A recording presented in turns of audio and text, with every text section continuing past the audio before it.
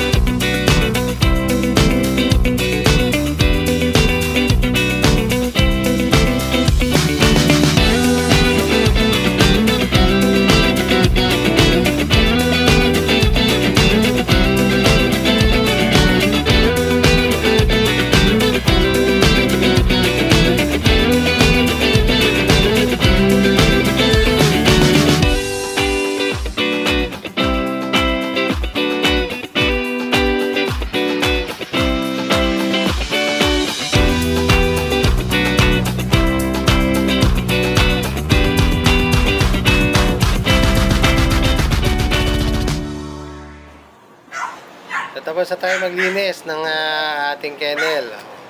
So ano naman natin gagawin? Pakakainin na natin na yung ating mga alaga. Ayan na, magbibigay na tayo ng pagkain. So unahin ko lang yung 3 nakakulong. Kasi yung 3 nakakulong, yun po yung mga male. Hindi sila pwedeng nakakawala. Dahil lalo na kapag may nag-hit. Magbababag yan yung mga lalaki. Talagang baka mag-away o mag-aaway talaga. Kaya nakakulong ang mga lalaki. Tsaka para hindi rin magkaroon ng accidental breeding. Kasi baka mamaya hindi ko na malayan. May nagsa-silent hit pala. Magugulat na lang ako dyan. Nakapatong na magko-crossbreed. Kaya kinukulong namin yung mga male para maiwasan yung crossbreeding. Mag-crossbreeding yung mga aso. Kaya pakain lang muna ako mga amigo. Enjoy muna kayo sa music.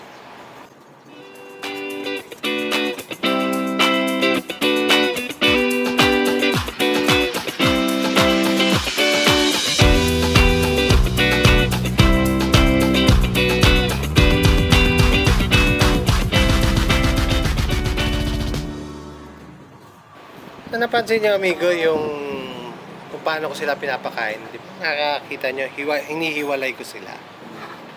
Kasi para maiwasan yung magbabag sila o mag-away dahil sa pagkain. Kasi ang dish bowl ng isang aso, yung pinakakainan nila, territorial yan. Teritoryo nila yan, nagiging territory nila yung dish bowl nila. Kaya kapag may lumapit, mag-aaway yan. Kaya para maiwasan natin na mag-away sila, magkagatan, it's better na paglayo-layuin. Then discipline din nyo, mapapansin nyo, talagang hindi sila naglilipatan ng dish bowl. So, yun yung isang tip kapag kayo nag-alaga ng aso at more than one ng inyong aso, iwasan para maiwasan po yung pagbababag habang sila ay kumakain. Enjoy!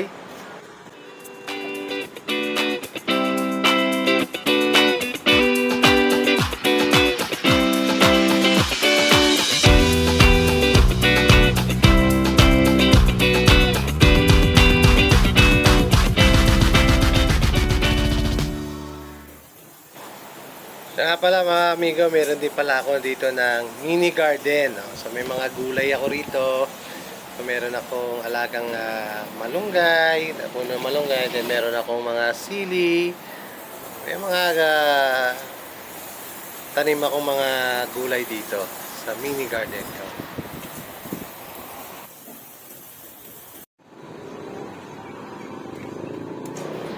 Then after nyan, after natin na dilig, then makakain sila, babasahin ko naman yung sahig kasi sa sobrang init ng panahon, so mahirap din, baka ma-heat stroke naman yung ating mga alaga, kaya pinalalamig natin yung flooring. So babasahin na namin, babasahin ko na yan para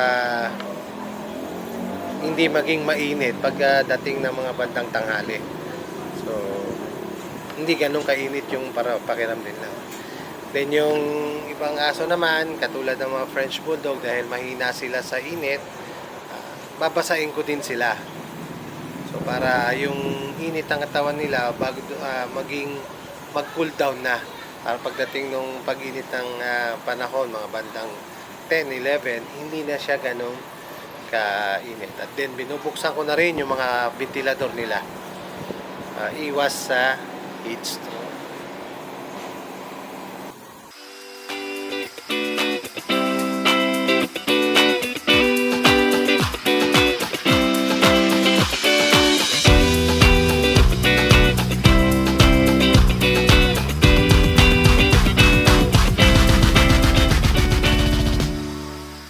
Ito mga amigo, yung aking mga ito yung lalaki kong Chihuahua, si Liit. Ito naman yung male ko na French Bulldog, si Pogi. Ito yung Pomeranian, si Uno. Ayan. So, ito naman yung mga babaeng French Bulldog. Talagang mainit yung panahon dito ngayon. So, ito naman, ayan. Pag na umiinit yung nakakaroon ng init, binabasa nila yung paa. Yan naman yung ating mga Pomeranian. Ito naman yung ating mga Corgi. Yung mga Corgi natin. Ayun naman yung isang female at Chihuahua. Then yung dalawang female pa nandun sa baba. Ito naman si Simba. Ito yung Golden Retriever. Ito yung pinakamakulit ngayon. So anak yan nung isa kong Golden Retriever. Ayun naman si Snow. Yung Pomeranian. Then, Tris, asan ka? Ayan si Tris. Halika dito, Tris. Di pa dito, Tris. Halika, dali, come. Tris. Kay Tris. Ayun. So, ito si Tris. Ito pinaka-spoiled brat dito. Ito naman yung aso ng aking asawa. So, siya lang talaga nakakapalipat-lipat. Ayan. Ayan. Yan yung lahat ng aking aso dito. Yan, dalawang corgi. Ito, buntis to ngayon. Si Blue. So, salamat mga amigo sa inyong pagsubaybay dito sa video na ito. At abangan nyo yung mga susunod pang video. Magko-contact tayo regarding sa mga aso. Talakayin natin yung mga ibang tanong ng mga kapwa natin nag-aaso. Maraming salamat sa inyo. See you on my next video.